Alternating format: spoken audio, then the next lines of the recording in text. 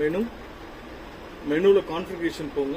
மேல கான்ஃபிகரேஷன்ல நெட்வொர்க்ல platform access. இங்க platform access வந்துருங்க.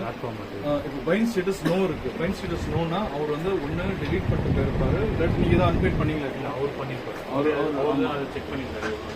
அப்போ அவர் வந்து டெலீட் பண்ணிட்டு போயிருப்பாரு. பைண்ட் ஸ்டேட்டஸ் நோ இருக்கனால நீங்க என்ன பண்ணலாம்னா இந்த கியூஆர் கோட்ல ஸ்கேன் பண்ணிடலாம். நீங்க ஸ்கேன் பண்ணி முடிச்சிட்ட அப்புறமா இதுல வந்து பாத்தீங்கன்னா பைண்டட்னு வரும். அதுக்கப்புறம் நீங்க வந்து அன்பைண்ட்னு கொடுத்துட்டு பாஸ்வேர்ட் போட்டு அன்பைண்ட் ஆகிடும். ஒரு நீங்க பண்ணி பாத்தீங்கன்னா உங்களுக்கு தெரியும். இதுல வந்து என்னன்னா இது என்ன கேட்டாங்கன்னா இதுல எப்படி அன்பைண்ட் பண்ணணும் கேட்டாங்க. இதுல பாஸ்வேர்ட் ரீசெட் எப்படி கொண்டு கேட்டாங்க. இக்விஷனுக்கு மட்டும் பாஸ்வேர்ட் ரீசெட் வந்து டிவிஆர்ல பண்ண முடியாது.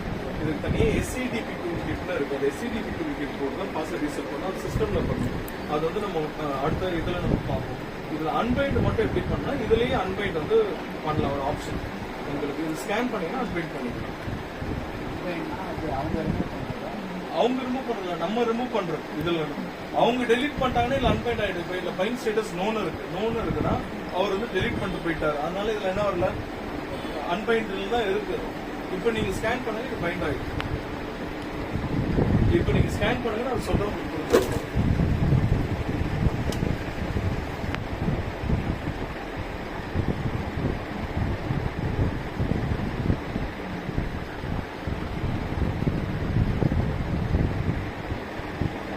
அது பிளஸ் உங்கள பைண்ட் பண்ணிட்டீங்களா? உங்கள இல்ல ஆட் வெஸ்ட் இல்ல லேட் இருக்குங்க. ஆட் வெஸ்ட்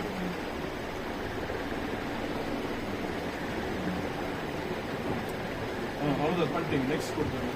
இப்போ பார்த்தீங்கன்னா ஜவ்வோ டிவிஆர்ல இது ஸ்கேன் பண்ணும்போது என்ன கேட்டுச்சு?